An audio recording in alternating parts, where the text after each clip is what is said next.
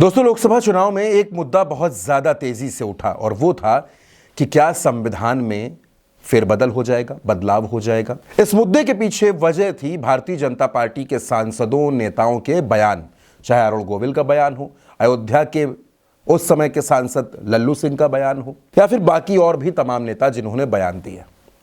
यह मुद्दा खूब उठा और भारतीय जनता पार्टी को इसका नुकसान भी उठाना पड़ा। लेकिन अब बीजेपी को लगने लगा है कि जिस मुद्दे ने नुकसान किया है उसकी भरपाई करना बहुत जरूरी है।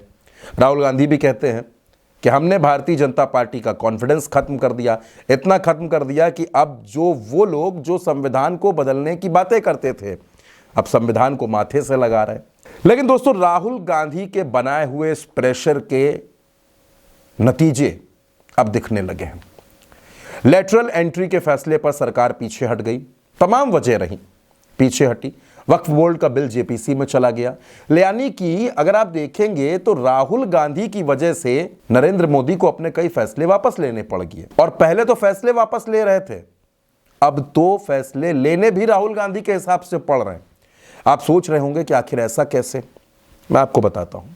भारतीय रेलवे के 116 साल के इतिहास में दोस्तों, रेलवे का जो सबसे बड़ा पद है, यानी रेलवे के सीईओ का पद, चेयरमैन का पद, उस पद पर पहली बार किसी दलित व्यक्ति की नियुक्ति हो रही है। सतीश कुमार जी 1 सितंबर से भारतीय रेलवे के नए सीईओ और चेयरमैन होंगे। उनकी नियुक्ति के आदेश जारी हो गए हैं। सतीश कुमार नियुक्त होंगे और सतीश कुमार को यह जिम्मेदारी दी गई है। लेकिन सवाल यह है कि आखिर सतीश कुमार ही क्यों? क्या वाकई राहुल गांधी ने जो दलितों का और ओबीसी का जो मुद्दा उठाया वो भारतीय जनता पार्टी को नुकसान कर गया? और दोस्तों, राहुल गांधी तो ये मुद्दे लगातार उठा रहे हैं, शुरू से उठा रहे हैं। आप याद कीजिए, जब बजट पेश हुआ, निर्मला सीतारमण ने बजट पेश किया, तो बजट पेश करने वालों की तस्वीर दिखाकर राहुल गांधी ने सदन के अंदर कैसे भारतीय जनता पार्टी की और एनडीए सरकार की पोल खोली थी। वो हिस्सा भी मैं आपको सुनवाता हूं। बजट का जो हलवा है सर, ये बट रहा है। और इस फोटो में सर मुझे एक ओबीसी अफसर नहीं दिख रहा, एक आदिवासी अफसर नहीं दिख रहा, एक दलित अफसर नहीं दिख रहा मुझे। ये हो क्या रहा है सर? सर, देश का हलवा बट रहा है सर, और इसमें 73% का एक है ही नहीं। सर, ये आप लोग हलवा खा रहे हो और बाकी देश को हलवा मिल ही नहीं रहा है।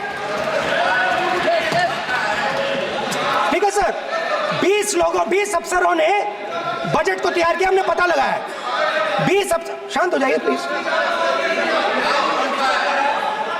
सर। 20 अफसरों ने, उनके नाम मेरे पास है, अगर आप नाम चाहते मैं दे दूंगा। 20 अफसरों ने हिंदुस्तान का बजट तैयार किया है। मतलब हिंदुस्तान का जो हलवा है 20 लोगों ने बांटने का काम किया है। अब स्पीकर सर, उन 20 लोगों में से 90% लोगों में से 90% लोगों में से सिर्फ 2 हैं, एक माइनॉरिटी और एक ओबीसी। और इस फोटो में एक भी नहीं है। मतलब फोटो में आपने पीछे कर दिया, वो भी पीछे चल गया। फोटो में तो आने नहीं दिया आपने, कोई नहीं आ सकता। अब दोस्तों, राहुल गांधी ने सदन में खड़े होकर जब यह बात कही तो इस पर चर्चा शुरू हुई, लोगों ने बात करना शुरू किया।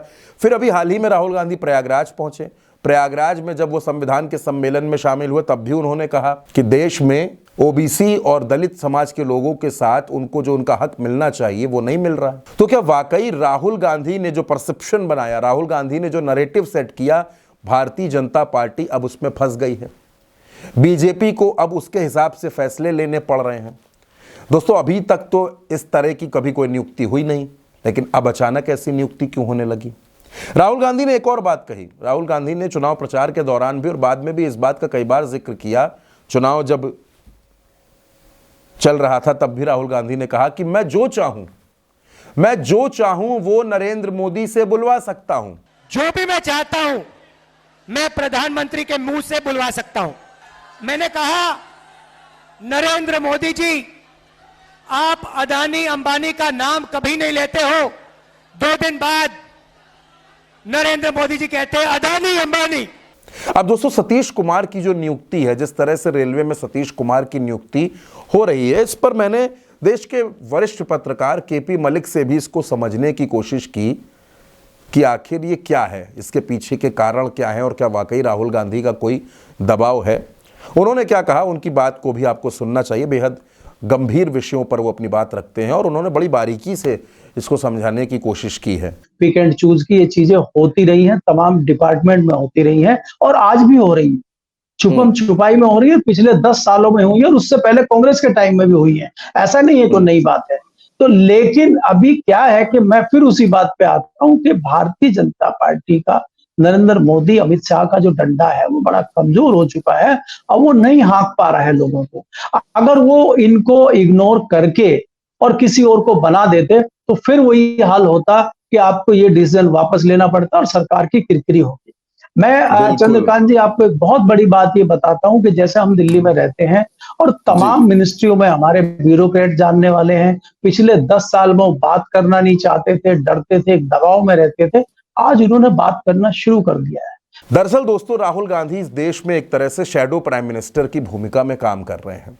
राहुल गांधी हर मुद्दे पर सरकार को घेर रहे हैं, सरकार से सवाल पूछ रहे हैं और सरकार को उन सवालों के जवाब देने पड़ रहे हैं। राहुल गांधी की वजह से पिछले 3 महीने में 5 बार नरेंद्र मोदी की सरकार अपने फैसलों से पीछे हट चुकी है।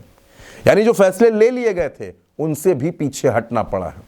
दरअसल दोस्तों, पिछले 10 सालों में 2014 से 2024 तक नरेंद्र मोदी कभी पीछे नहीं हटते थे। सिर्फ 2 मौके ऐसे थे, एक भूमि सुधार का बिल था और एक 3 कृषि कानून, जब नरेंद्र मोदी को पीछे हटना पड़ा।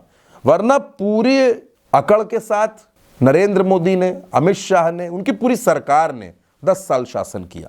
लेकिन 4 जून के बाद जब बहुमत का आंकड़ा नहीं मिला, जब 240 सीटों पर बीजेपी रह गई, तब से, या फिर यह कह लीजिए कि जब से बैसाखियों वाली सरकार है, या फिर देश के मशहूर राजनीतिक विश्लेषक अशोक वानखेड़े के शब्दों में अगर मैं कहूं तो नानी की सरकार है, नायडू और नीतीश।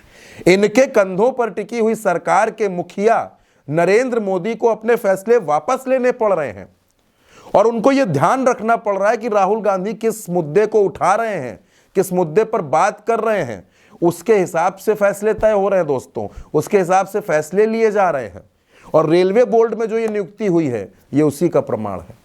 अब देखिए आगे आने वाले वक्त में राहुल गांधी और किन किन फैसलों में नरेंद्र मोदी की सरकार को मजबूर कर देते हैं, फैसला वापस लेने पर, फैसला बदलने पर, या फिर अपने हिसाब से फैसला करवाने में।